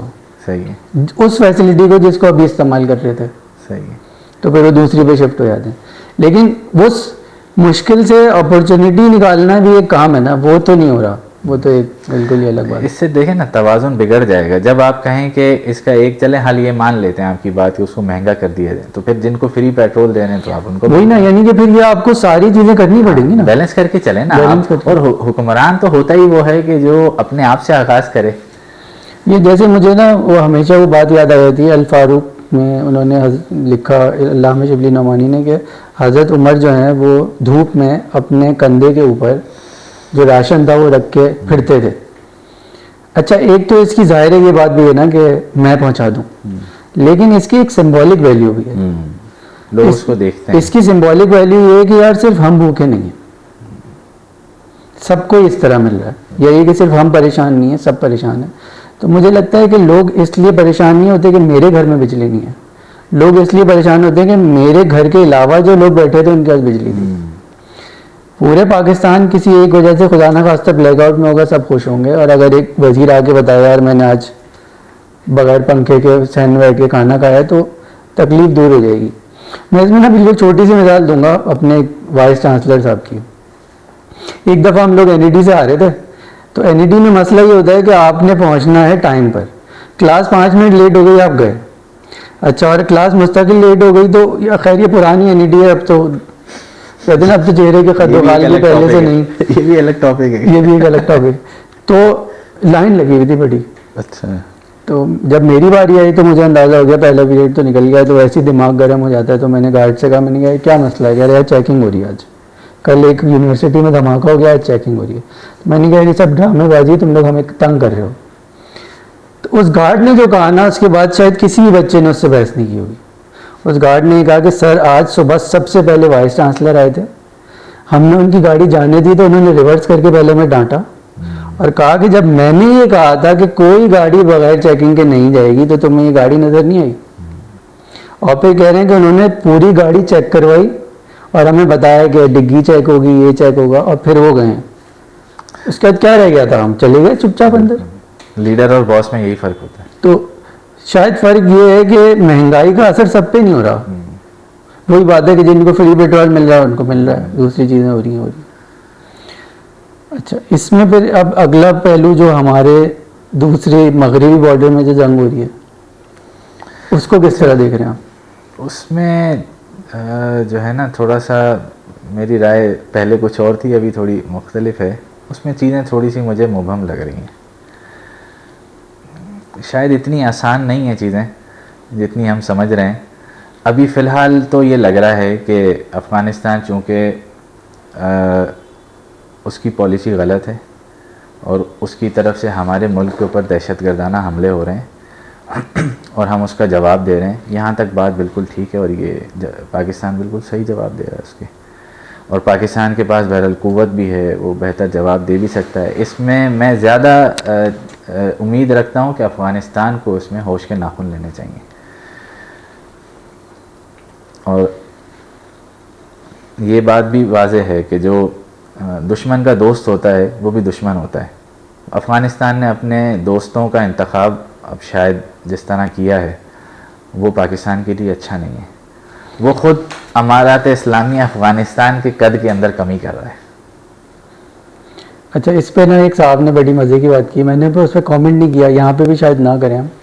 انہوں نے کہا کہ ایک زمانہ تھا کہ ایک بڑے مشہور لیڈر نے یہ کہا کہ جب آپ دشمن کے ساتھ مل کے مسلمانوں کو مار رہے ہیں تو آپ شہید نہیں ہلاک ہیں. تو کہنا ہے کہ اب جو اسرائیل اور انڈیا کے ساتھ مل کے مسلمان ملک پہ حملہ کرے اس کو ہم کیا کہیں گے؟ یہ دیکھیں نا, اب یہ چیزیں تو وہی جو میں نے آپ کے کہا, انہوں نے کہا کہ میں تو صرف انہی کا اصول ان پہ رکھ کے سوال پوچھ رہا ہوں. یہی بات ہے بالکل اسی طرح. اس سے ہمارا غصہ اور بڑھ گیا نا کہ مطلب آپ نے کیسی خارجہ پالیسی اپنائی کہ آپ پاکستان کو اپنا دوست بناتے, آپ پاکستان کے دشمنوں کو اپنا دوست بنانا شروع کر دیا. لیکن ساتھ بھی مطلب سمجھ میں آپ نے بھی سیلیبریٹ کیا ہوگا, یعنی یہ بات شاید ہی کوئی ذی ہوش انسان سیلیبریٹ نہ کرے کہ امریکہ بھاگا اور ایک نئی حکومت آ گئی, اور تقریباً شاید پاکستان میں ان سے زیادہ خوش ہوں گے لوگ, کیونکہ جو کابل وابل کے حالات ہیں وہ لوگ خوش نہیں ہوں گے کہ یار یہ کون آ گیا دوبارہ. کابل کے یا جلال آباد کے حالات وہ تو کہہ رہے ہوں گے یار یہ کیا ہو گیا. ہم زیادہ خوش تھے, ہمیں بڑی امید تھی. ایک دم ان کا مطلب ایسا کیا ہوا کہ شاید یعنی وہ بھی جب آئے تھے تو ہمیں تو یہ لگ رہا تھا کہ اب تھوڑا ہمارے ساتھ دوستی کا رویہ رکھیں گے. اصل میں آغاز تو اسی طرح ہوا تھا, دوستانہ ماحول میں آغاز ہوا تھا. اس وقت پاکستان کے اندر عمران خان کی گورنمنٹ تھی, آپ کو پتہ ہوگا. تو اس وقت ڈائلاگ بہرحال شروع ہو گئے تھے. افغانستان کو ایک غصہ یہ بھی ہے کہ جب معاملات 80% طے ہو چکے تھے تو پھر ایک دم آپ لوگ پیچھے کیوں ہٹ گئے. یہاں پہ رجیم چینج ہوا پاکستان میں, اور وہ جو 80% تک معاملات طے پا گئے تھے ٹی ٹی پی کے حوالے سے, وہ وہیں پہ رک گئے جا کے. اور بلکہ پاکستان کی ریاست کی طرف سے پھر یہ پیغام دیا گیا کہ اب ہمارے ایگریمنٹ جو ہو رہا تھا وہ ختم ہو چکا ہے, اب ہم دوسرے طرح سے ان کو جواب دیں گے. تو بہرحال اس میں بھی تھوڑا پاکستان کو واضح جواب دینا چاہیے تھا کہ بھئی کیوں وہ ختم ہوئے. شاید اس سے ان کا غصہ تھوڑا ٹھنڈا ہوتا اور اس کا پورا پراپر جواب دیا جاتا. ورنہ تو پہلے ہمارے جو آئی ایس آئی کے چیف صاحب تھے وہ وہاں جا کے چائے بھی پی رہے تھے, بسکٹ بھی کھا رہے تھے. اس چائے میں تو کچھ ملا ہوا نہیں تھا جس سے بات چینج ہو گئی. تو تھوڑا ہمیں مس ہینڈل بھی کر دیا. لیکن چلیں یہ اتنا بڑا مسئلہ نہیں تھا جتنی زیادہ چیزیں افغانستان کی طرف سے ہونا شروع ہو گئی نا. یہ اتنا بڑا مسئلہ نہیں تھا کہ ہم نے پالیسی چینج کر لی. آپ کو نہیں لگ رہا کہ ہو رہے تھے نا دونوں طرف سے بیانیاں کچھ بھی نہیں ہے. یعنی کہ جیسے ایران سے امریکہ جنگ کر رہا ہے تو ایک واضح بات یہ ہے کہ کہ حملہ کیا اس نے اور وہ جواب دے رہا ہے, تو ساری باعث کے باوجود اندر سے یہ آواز آتی ہے اللہ کرے جیت جائیں. یہاں بیانیہ دونوں طرف سے نظر نہیں آ رہا, یعنی کسی کا ایک کا تو زیادہ بک جاتا نا. یہ بات آپ کی ٹھیک ہے کہ بہت زیادہ جان نہیں ہے اس کے اندر, دونوں میں ہی نہیں, دونوں میں نہیں ہے. لیکن جب آپ دیکھیں ابھی ایک امام بارگاہ پہ حملہ ہوا, اس کی ذمہ داری کس نے قبول کی, اور پھر اتنی لاشیں ہماری ہم نے اٹھائیں, تو یہ چیزیں تو بہرحال ہو رہی ہیں نا. اب اس کا کیا حل نہیں بچتا کوئی. اور اس پہ بہرحال اچھا اس میٹنگ کے بعد جو بعد میں ان حالات کے حوالے سے آگے ہماری بات چیت چلنا شروع ہوئی, اس میں پاکستان نے بہت سارے آپشن رکھے کہ بھئی آپ ٹی ٹی پی کو کوئی اور راستہ دے دیں, آپ ان کو کسی اور بارڈر کے اوپر لے جائیں, اور آپ ہمیں بتا دیں, ہم کارروائی کر لیتے ہیں, کوئی نشاندہی کر لیں. اس طرح کے حل پیش کیے. اس پہ کسی ایک حل پہ بھی افغان گورنمنٹ سیریس ہونے کے لیے تیار ہی نہیں تھی. تو پھر یہ رویہ اگر ہم دیکھیں تو یہ بھی مناسب نہیں ہے افغان گورنمنٹ کا. اس سے نا مجھے ایک بات یاد آئی, وہ یہ کہ حضرت عمر کبھی کبھی کہا کرتے تھے ایک سلطنت کے بارے میں, کاش اس کے اور میرے درمیان ایک پہاڑ ہوتا, صحیح, اور ہم گزر کے وہاں نہیں جا سکتے, وہ یہاں نہیں آ سکتے. ایک تو یہ وجہ ہے کہ شاید ایکسپینشنسٹ تو اسلام کبھی بھی نہیں تھا. وہ تو یہ کہتا تھا کہ اچھائی خود پھیلے نا, نظام ڈکٹیٹ کرے کہ دوسرے لوگ کہیں یار یہ کر لو. جیسے کہ شاید وہ روما کی سلطنت کا سفیر آیا تھا اور وہ ڈھونڈ رہا تھا تمہارا بادشاہ کہیں, تو لوگوں نے کہا یہاں کوئی بادشاہ نہیں ہے, اور پھر وہ ان کو بتایا کہ بھائی ایک امیر المومنین ہے, وہ یہاں لیٹے ہوئے مسجد کے اندر پتھر پہ سر رکھ. بالکل. تو اس نے کہا کہ ہمارا بادشاہ تو اتنے سارے گارڈز کے درمیان چین سے نہیں سوتا. تو نظام تو چلا گیا نا وہاں پہ خود ہی, تو ایکسپینشنسٹ تو نہیں تھا, فطری افزائش ہوتی. ایک تو یہ چیز یہ ہے. دوسرا مجھے یہ لگتا ہے کہ اسلام اس بات کا بھی تقاضا کرتا ہے کہ جو ٹیکنالوجی ہے وہ اس حد تک ہو کہ آپ پھر ریاست کنٹرول کریں.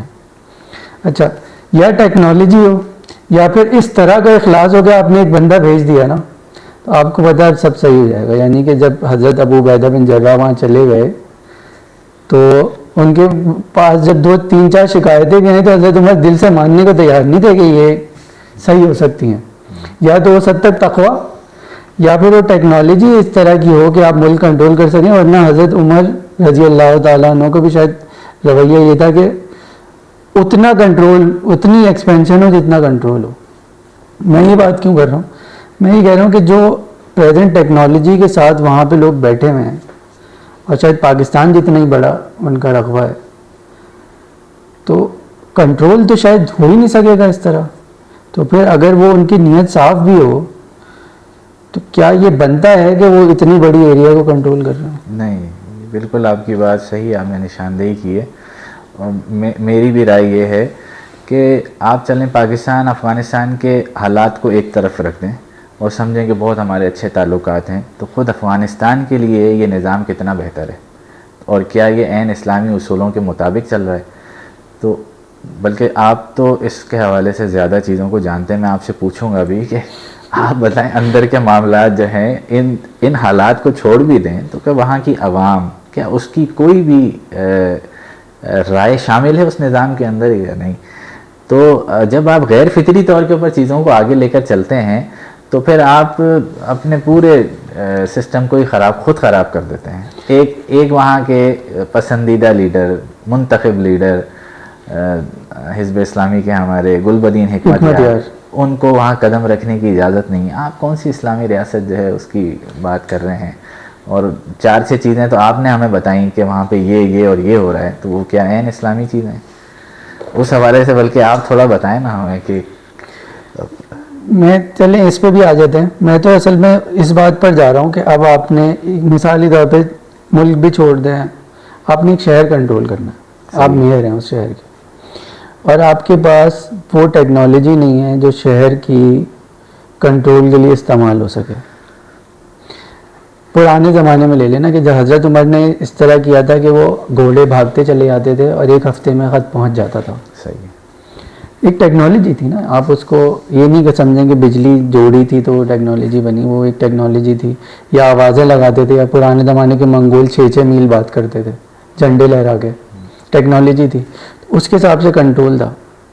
اگر اتنے بڑی ریاست میں آپ کے پاس وہ ٹیکنالوجی بھی نہیں ہے اور اس کے ساتھ وہ عسکری قوت کی ٹیکنالوجی بھی نہیں ہے کہ جو بات منوا سکے, تو اس طرح کی ریاست خود اپنا وجود خود نہیں کھونا چاہ رہی ہوتی ہے. یعنی میں یہ بات کرنا چاہ رہا تھا کہ نظام تو ہے جس پہ لوگ چلیں خوش نہیں ہیں, لیکن ٹیکنالوجی بھی تو نہیں ہے. یعنی پاکستان میں اگر آپ دیکھیں تو ایک فون کال سے آپ ادھر سے ادھر پہنچ رہے ہیں, اس کے باوجود کسی جنگل میں پہنچ کے جب سگنل نہیں مل رہے ہوتے تو آپ کتنا پریشان ہوتے ہیں. نہیں, لیکن اس میں تو ان کو آپ مارجن دیں گے نا کہ ابھی ان کو 5 سال ہوئے ہیں اور یہ سارا نظام تو بہرحال ایک تدریجی عمل کے نتیجے میں ہی آئے گا نا. لیکن اس نظام کی کوئی ابتدا بھی تو ہو نا کہ آپ کہیں کہ ٹھیک ہے اب یہ ہو رہا ہے. یہ پرابلم ہے نا کہ اس کی طرف وہ آگے بڑھے یا نہیں بڑھے. 5 سال میں ان کے فٹ اسٹیپس کو دیکھا جائے گا کہ وہ اس کی طرف آگے بڑھے یا نہیں بڑھے. تو اگر وہ نہیں بڑھے اور انہوں نے اس کو اب نہیں اپنایا, جو کہ مجھے نہیں لگتا کہ شاید اتنا مسئلہ ہے. اب وہ تو چین سے بھی بات کر رہے ہیں, انڈیا سے بھی بات کر رہے ہیں, سب سے بات کر رہے ہیں. مزاج کی بھی بات ہوتی ہے نا. اب دیکھیں نا, یہ بھی تو ایک فرق ہے کہ آپ کرکٹ پہ بات کر رہے ہیں, وہ کرکٹ پہ بات کر رہے ہیں تو وہ میں اس کو دوبارہ چیک کر لوں. ہم اس کو اچھا بھی تو ٹائم بھی ہے. چلیں, تو ٹیکنالوجی کی وہ میرے خیال میں اپنانا چاہ رہے ہیں. اب اس کی طرف قدم انہوں نے بڑھایا یا نہیں بڑھایا یہ دیکھنا. نہیں, وہ خیال تو آپ کا میں اتفاق نہیں کروں گا اس سے. اچھا, ان کی کچھ چیزیں ہیں کہ ہاں جنگ کے حساب سے کچھ چیزیں انہیں مل جائیں, اس کے علاوہ کوئی نہیں ہے, سوچ نہیں ہے اس طرح کی. جیسے آپ دیکھیں نا, اسلام جب آیا تو راہداریوں میں قندیلیں جلنا شروع ہو گئیں. یہ اس زمانے کی موٹر وے تھی. بالکل صحیح ہے. سوچ سے آپ دیکھیں نا, آپ یہ تو نہیں دیکھیں گے اس سے پیور نہیں تھے, نہ حضرت عمر تو شاید موٹر بھی بناتے تھے. تو کم سے کم محدود ذرائع کے ساتھ بھی آپ کا ایک ویژن تو ہوتا ہے کہ ہمیں کہاں لے کر جانا. آپ دیکھیں افغانستان اگر آس پاس کے بھی لوگوں کو قریب کر لیں تو 6 ملکوں کا پڑوسی ہے. صحیح ہے, بالکل صحیح. 6 ملکوں کا پڑوسی اپنی جغرافیکل اہمیت کتنی رکھتا ہے. جنگ کی ضرورت ہی نہیں تھی آپ کو. اگر کسی ایک جگہ سے railway line, oil pipe line لے کے آنے اور پیٹرول لے کے آنا شروع ہو جائے تو وہ دونوں ملک تو ویسے ہی آپ کے دوست ہیں. تو وہ اس پہ ابھی سیریس نہیں ہے کیا ان سارے معاملات؟ اس پہ تو بات ہی نہیں ہو رہی نا. اچھا, اس پہ تو گفتگو کرنا بہت, سمجھانا بڑا مشکل کام ہے. اچھا, کہ بھائی یہ کر لیں, یہ کر لیں, یہ کر لیں. اصل میں وہ اس پہ نا مجھے ایک بات یاد آ گئی. ایک دفعہ ملاقات ہوئی خالد محمود عباسی صاحب سے, تو ان کی کافی چیزیں تو میں نے آپ کو بتایا اختلاف ہم کرتے ہیں جی. لیکن انہوں نے یہ بات بالکل ٹھیک کی کہ جب آپ ایک قوت سے قابض ہو جائیں گے تو پھر جو آپ کی اصلاح اور تبلیغ والے لوگ تھے وہ سائٹ پہ ہو جائیں گے, اور آپ کچھ ایسے لوگوں کو اپنے وزیر سفیر بنائیں گے جو اس شعبے کے ماہر ہوں. یہ ان کا یعنی کہ پلان تھا کہ یہ اس طرح نظام تبدیل ہونا چاہیے. مجھے مسئلہ یہ لگ رہا ہے کہ جب وہ لوگ امریکہ کو بھگا کے پہنچے تو انہوں نے کہا کیونکہ اس کمانڈر نے 1500 بندے مارے تھے تو یہ وزیر دفاع ہے جو جتنی لاشیں گرا کے آیا وہ, یا یہ کہ جو اتنا بہادر تھا, جو اتنا کیبنٹ میں سارے جنگجو ہیں. آپ کا سمجھانا مشکل ہو جاتا ہے. صحیح. اس کی بجائے آپ ایک کونسل بناتے کہ بھئی یہ ہم سب طے کریں گے اسلامی اصولوں کے حساب سے, لیکن چلائیں گے یہ لوگ, تو ان کو سمجھائی جا سکتی تھی بات. لیکن اس حوالے سے تو انہوں نے پہلے کا ادوار بھی ضائع کیا ہے میرے خیال میں, اور ابھی بھی وہ سیریس نہیں ہے. جیسا کہ آپ خود بتا رہے ہیں کہ وہ وہاں پہ چیزیں کرنے کو تیار نہیں ہیں. پھر اب لوگوں کا کیا مسئلہ ہے؟ لوگوں میں ایک بڑا ڈیوائڈ یہ ہے کہ کچھ تو ہیں وہ پرانے شاہ والے لوگ. کابل آپ سمجھ لیں تقریباً کراچی ہے. اچھا, کہ وہاں پہ آپ کو پینٹ شرٹ میں لڑکیاں ملیں گی اور وہ. اچھا, ایک اچھی بات اب تک انہوں نے یہ کی ہے کہ ان کا سارا انفلوئنس کابل تک نہیں آیا, وہاں مار پیٹ شروع نہیں ہوئی. اچھا, باقی سب شہر جو ہے وہ آپ کو ایسا لگے گا کہ جیسے آپ پشاور کے قصہ خانی بازار میں گھومنے سے مرد نظر آئیں گے آپ کو. جیسے قصہ خانی بازار میں بھی عورتیں نظر آ جاتی ہیں, وہاں مرد نظر آئیں گے. تو باقی لوگ تو دیکھیں نا, آپ چلے نہیں گئے وہاں پہ, ہمیں آپ ویسے ہی دیکھ لیں کہ اگر آپ کی امپورٹ ایکسپورٹ نہیں ہو رہی, آپ کی پروڈکشن نہیں ہے, کیسے وہ لوگ خوش ہوں گے؟ اگر بزنس ہوگا ہی نہیں, ٹورزم سے بزنس ہوگا, امپورٹ ایکسپورٹ سے ہوگا, اس کے علاوہ آپ کو اکانومی بتا دیں. یعنی ملک کے اندر تو ملک میں پروڈیوس کر کے کھانے سے بھی ملک ترقی نہیں کرتا. صحیح بات. اس کو باہر بھیجنا پڑتا ہے نا آپ کو, یا ٹورزم لانا پڑتا ہے. تو سب کچھ کے بغیر تو پھر یہی ہوگا جو ہو رہا ہے. اس میں نا مجھے یہ سمجھ میں نہیں آتا کہ یا تو پاکستان کو کسی ایسے موڑ پہ لے آنا چاہیے جہاں وہ ان کو یہ ساری فیسلٹیز خود دے کہ بھئی آپ یہ کر لیں, یہ کر لیں, یہ کر لیں, ورنہ اگر یہ نہیں کریں گے کوئی اور آئے گا, اس کے ہاتھ میں کوئی خاص کنٹرول تو نہیں ہوگا. ہونا سب کچھ یہی ہے, مطلب پاکستان پہ نہیں ہوگا, کسی اور ملک پہ ہو رہا ہوگا. بہت مطلب پریشان کن سچویشن ہے. ان کے پاس کچھ کرنے کو نہیں ہے, اس لیے وہ حملے کر رہے ہیں پاکستان پہ, یہ کہنا چاہ رہے ہیں آپ؟ اچھا, وار اکانومی ہے. آپ اس کو اگر اس میں سمجھیں گے نا تو یہ وار اکانومی ہے. وہ یہ کہ آپ پیسہ کہاں سے آئے گا, تو جس ملک سے جنگ کرو اس کے مخالفوں سے دوستی کر لو, پیسہ دیں گے. صحیح بات. یہ اکانومکس ہو گئی آپ کی, اور وہ سارا چیزیں نظر زیادہ دیر تک تو نہیں چل سکتا, اور بات آپ کی ٹھیک ہے, وہ پروکسی بنتے چلے جا رہے ہیں. میرے خیال میں یہاں ان کو سوچنا چاہیے اس کے اوپر, اور پاکستان کو اس میں زیادہ سمجھداری سے کام لینا چاہیے. اچھا, ہمارے یہاں بھی نا ایک وہ ہیں جو فدائی ہیں بالکل ان کے, کہ بس وہ صحیح ہیں. ایک وہ ہیں جو ان کو کوئی انسان نہیں سمجھنے کے موڈ میں نہیں ہے. بیچ کے راستے اپنانے والی آواز مجھے ابھی تک کوئی نظر نہیں آئی. حالانکہ یہ ان کو ہمیں جو ہے اپنا ساتھی بنانا چاہیے, اپنے دوست بنانا چاہیے. آپ کہہ لیں گے بڑے بھائی کا کردار ادا کر کے. اچھا, بڑے بھائی کا چھوٹا بھائی بدتمیز بھی تو ہوتا ہے نا, ضروری تو نہیں ہے آپ یہ کہیں کہ نہیں وہ اتنا تابعدار ہوگا کہ آپ سمجھیں. میں اصل میں مختلف باتوں میں یہ ڈھونڈتا رہتا ہوں کہ کوئی ایک بڑا لیڈر آ کے دونوں طرف کے مسائل رکھے اور کہے کہ یہاں یہ غلطی ہوئی تھی, یہاں یہ غلطی ہوئی تھی, اور یہ حل کا راستہ ہے. اس بیچ کی سطح پہ بات کرنے والا موجود نہیں. اور جو میں بار بار کہتا ہوں میں 10 منٹ میں بھائی مولانا سے ملنے جانا ہے کہ کچھ لکھ کے دے دیں, یہ ہوگا. کیونکہ آپ دیکھیں نہیں سمجھ میں آ رہا, یا تو ہم ان کی محبت میں بہت آگے ہیں یا ان کی نفرت میں بہت آگے ہیں. نہیں, میرے خیال میں ایسے لیڈرز ہیں ہمارے ملک میں جو بہت اچھا اس کا حل اور مشورہ دینے والے لوگ ہیں, اچھا حل اس کا پیش کر رہے ہیں. تو آپ ڈھونڈیں نا, ان سے ایک پوڈ کاسٹ کر لیں گے کہ یار آپ بالکل رکھ کے ایک مسئلہ بتا دیں. ہاں, لیکن ان کی چیزیں, ان کے بیانات سامنے ہیں, تو وہ, اور اس کا نچوڑ میں آپ کو بتاتا ہوں, وہ یہی ہے کہ اس میں افغانستان کو ہوش کے ناخن لینے چاہیے, اور ان کو اس بات کی یقین دہانی کرانی چاہیے کہ ان کی سرزمین پاکستان کے خلاف استعمال نہ ہو. وہ یہ پہلا قدم اٹھائیں, اس کے نتیجے میں پاکستان ان کے ساتھ آگے بڑھنے چلنے کو تیار ہوگا, کاروبار کرنے کو تیار ہوگا. اس میں ان کا بھی فائدہ ہے, پاکستان کا بھی فائدہ ہے. اس میں سینیریو وہی آ جاتا ہے نا, مثال کے طور پہ اب یہ نا کہ اگر مجھے سب نے بڑا بنایا ہوا ہے, جیسے کہ وہ 2 مثالیں اس طرح کی ہیں کہ فرعون نے پھر لاجواب ہوا تو اپنے لوگوں سے کہا, اس کا مطلب یہ کہ فل پاور میں نہیں تھا وہ اس کو.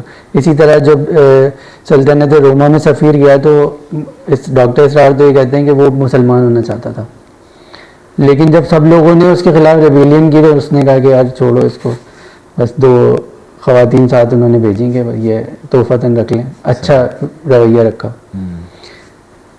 اب مثالی طور پہ اگر آپ کو کسی نے چودھری بنا دیا اور آپ کی فل پاور نہیں ہے اور وہ واہ واہ بھی کر رہا ہے, تو اب 2 مسئلے ہو جاتے ہیں نا. ایک تو آپ اس کو کنٹرول نہیں کر سکتے, ایک یہ کہ آپ اس کو بتا بھی نہیں سکتے کہ میں آپ کو کنٹرول نہیں کر سکتا.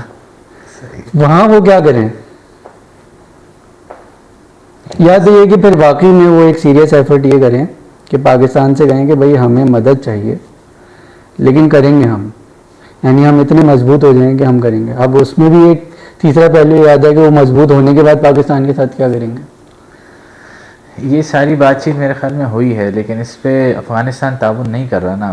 بات تو ساری وہی ہے. پاکستان نے تو میں نے آپ کو بتایا ہے کہ 5-6 حل پیش کیے کہ ہم سب کچھ کرنے کے لیے تیار ہیں, ان کو ہر طرح سے سپورٹ کرنے کے لیے بھی تیار ہیں, لیکن وہ اس پہ آ نہیں رہے. شاید وہ اس کو ماننے کے لیے بھی تیار نہیں ہے. تو یہ جیسے ایک بڑے فیمس لیڈر کے آپ نے بات کی, گلبدین حکمت یار صاحب, پاکستان نے ان پہ بھی تو کبھی شفقت کا ہاتھ دوبارہ نہیں رکھا. میں نے آپ کو بتایا نا, ہمیں پاکستان سے زیادہ ان سے امید تھی کہ وہ آئیں گے, وہ کچھ کریں گے. اور پاکستان نے جو کیا ہے وہ بھی ایسا نہیں ہے کہ جو بہت اچھا کوئی کردار ہمارا رہا نہیں ہے. اگر ہم دیکھیں تو پاکستان سے بہت غلطیاں ہوئی ہیں, لیکن اب اگر ہمیں اس کو یہاں سے آگے بڑھانا ہے, پاکستان بھی اپنی غلطیاں تسلیم کرے, وہ بھی اپنی غلطیاں تسلیم کریں, تو تبھی بات آگے بڑھے گی نا. جو اگر پچھلے سارے معاملات کو دیکھ کے چلیں گے تو پھر تو بات آگے بڑھ ہی نہیں پائے گی. تو اس میں تو کوئی شک نہیں ہے کہ پاکستان نے کی طرف سے بہت غلطیاں ہوئی ہیں. اب اگر بات کو آپ نے آگے بڑھانا ہے تو ہمیں کھلے دل کے ساتھ چیزوں کو آگے لے کر چلنا ہوگا. اور اس اصل میں زیادہ پرابلم یہاں آ گیا کہ وہ جس وقت ہماری انڈیا کے ساتھ جنگ چل رہی تھی تو وہ بہت واضح طور کے اوپر انڈیا کے ساتھ جا کے بیٹھ گئے, اور ابھی بھی جو عالمی منظر نامہ ہے وہ اس میں اپنا کردار ادا ہی نہیں کر رہے. تو اس سے بھی جو چیزیں ہیں نا وہ پھر بگڑتی چلی گئیں. ایک بندہ وہ ہوتا ہے نا کہ جو زچ ہو جائے اور تنگ آ جائے کہ یار آپ چلیں ٹھیک ہے, آپ ٹی ٹی پی نے تو حملہ نہیں کیا یا وہ قابو آ گئے, آپ اپنی خارجہ پالیسی تو ٹھیک کریں کم از کم. وہ آپ اس کے لیے تیار نہیں ہیں. آپ کی طرف سے بار بار یہ اعلانات ہو رہے ہیں کہ جی اٹک تک ہم لیں گے, اٹک تک ہم لیں گے, تو پھر بات غیرت کی آ جائے گی, پاکستان کی سالمیت کی آ جائے گی. ایک طرف یہ ہماری یہ بلوچ بیلٹ ہے, ابھی جو لاسٹ حملہ افغانستان نے کیا ہے وہ بلوچستان کے اوپر کیا ہے. جی تو آپ مطلب کس چیز کو ہوا دینا چاہ رہے ہیں؟ وہاں بھی پاکستان جو ہے پھر وہ زچ نہیں ہوگا یا اپنی وہ غیرت کا سوال نہیں بنے گا تو اور کیا ہوگا اس کے لیے؟ اچھا, اس میں نا سعد بھائی اب اگلی دفعہ جب ہم بیٹھیں گے نا, دو چیزیں میرے ذہن میں ہیں. ایک تو کہ طاغوت واضح کس طرح ہو سکتا ہے, اتنا واضح کہ جو ان کو بھی ہو گیا تھا, اس پہ ہم گفتگو کرتے رہیں چاہے اس میں اور نشستیں بھی لگ جائیں. دوسرا یہ کہ میں یہ چاہتا ہوں کہ چاہے ہمیں اس کے بعد کچھ اور لوگوں سے ہی ملنا پڑے, ہم ایک اس طرح کی گفتگو کریں کہ جس سے مسئلے کا حل نکل رہا ہو. جیسے ایک زمانے میں کافی بات ہوئی کہ کوئی ایسی باڈی بھی یہاں پہ تھنک ٹینک نہیں ہے نا کہ جو آلٹرنیٹ پالیسی بھی تو دے رہی ہو. ٹھیک ہے, گورنمنٹ کو سمجھ میں نہیں آ رہا, کوئی اتنا بڑا تھنک ٹینک ہے جس میں کچھ لوگ بیٹھ کے کہیں گے یار اصل میں یہ بھی کیا جا سکتا تھا, تو پھر دوسرے فیصلے شروع ہو جاتے ہیں نا جب آپ کے پاس کوئی آپشن نہیں ہوتا. اس کو کس طرح کھولنا ہے کہ یہ بہرحال یا تو ہم یہ طے کر لیں کہ ایک مسلمان کی ڈیفینیشن ہے, اس پہ کچھ لوگ پورے نہیں اترتے, وہ ہمارے ساتھ نہیں ہے, پھر ہم ان پہ لیبل لگائیں کہ یہ نہیں ہے, پھر اس نیریٹو کو آگے لے کر جائیں. یا پھر اگر ہم یہ کہیں کہ نہیں یہ دو بھائیوں کی لڑائی ہے, اس کو حل ہونا چاہیے, تو پھر اس کے حل کا کوئی تو آگے یہ شروع کرے بات کہ یہ طریقہ ہو سکتا ہے. کیونکہ آپ دیکھیں نا, جیسے آپ یہ کہہ رہے ہیں کہ لوگوں نے بات کی ہے, وہ لوگ مین اسٹریم میڈیا پہ نہیں ہیں, ان کی بات آگے نہیں بڑھ رہی, اور وہ خود بھی شاید کچھ پرانی رنجشوں کی وجہ سے کسی کو اپروچ پہ نہیں کر رہے. تو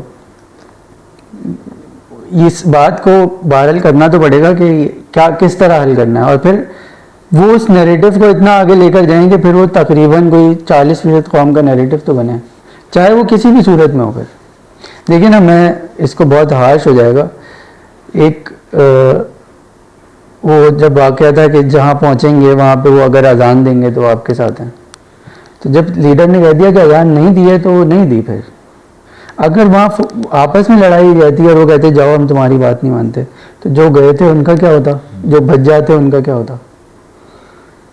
تو پھر ایک فیصلہ کر لیا گیا نا, اور جب حضرت ابوبکر کے پاس بات آئی تو انہوں نے کہا ٹھیک ہے, اس فوگ کے اندر, فوگ آف وار کے اندر تو یہ ہو سکتا ہے اور یہ ٹھیک ہے. جبکہ بڑے اکابر صحابہ نے اس پہ اعتراض کیا کہ یہ تو نرم رویہ ہونا چاہیے تھا.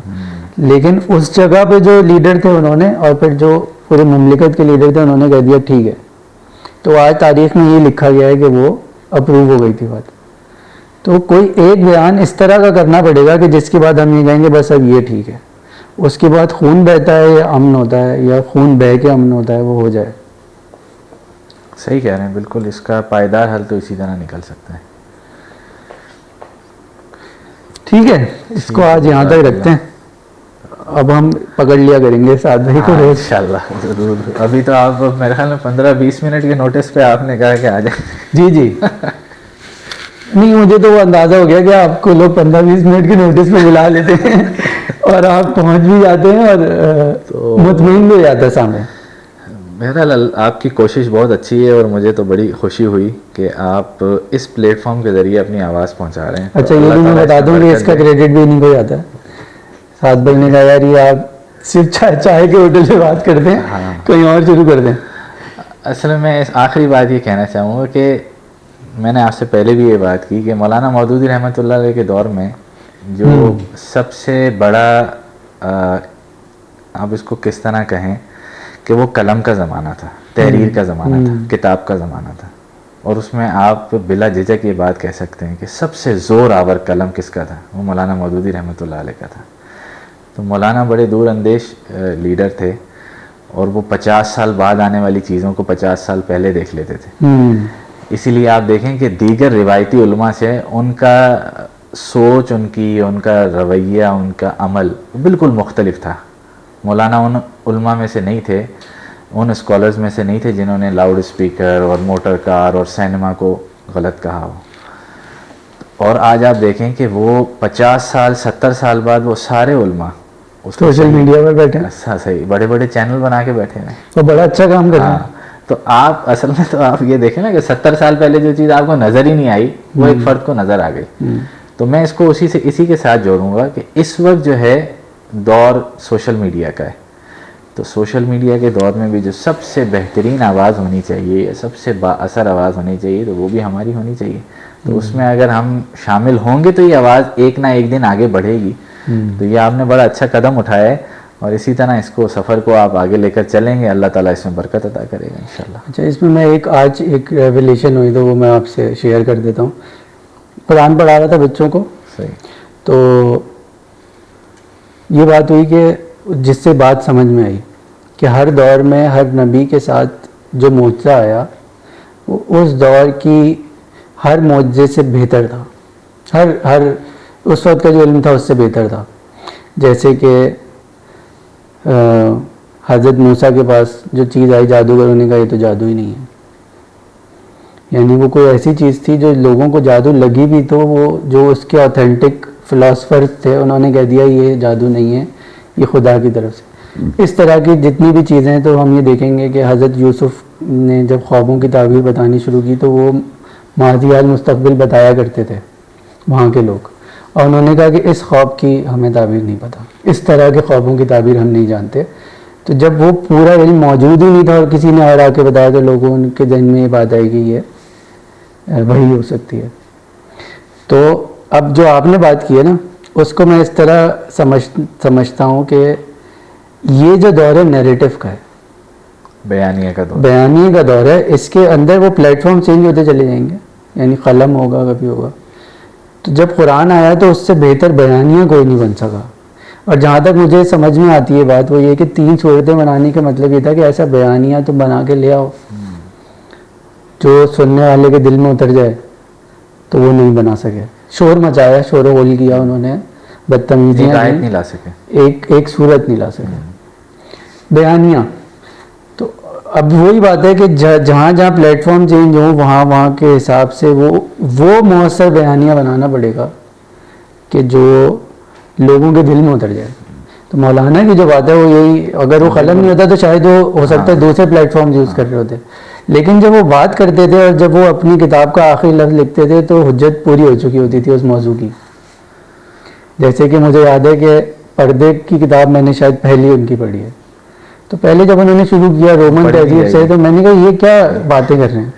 لیکن جب وہ آخری جگہ پہنچے تو آپ شاید اس سے 10 پیج پہلے قائل ہو چکے تھے کہ یار کر لینا چاہیے.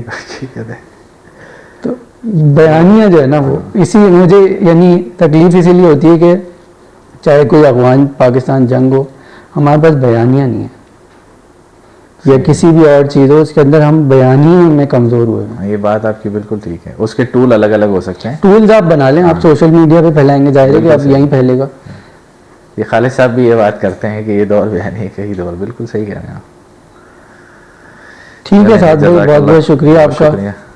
آپ کو پھر آنا پڑے گا انشاءاللہ، ضرور اس میں شامل ہیں آپ کے ساتھ. جزاک اللہ. السلام علیکم. وعلیکم.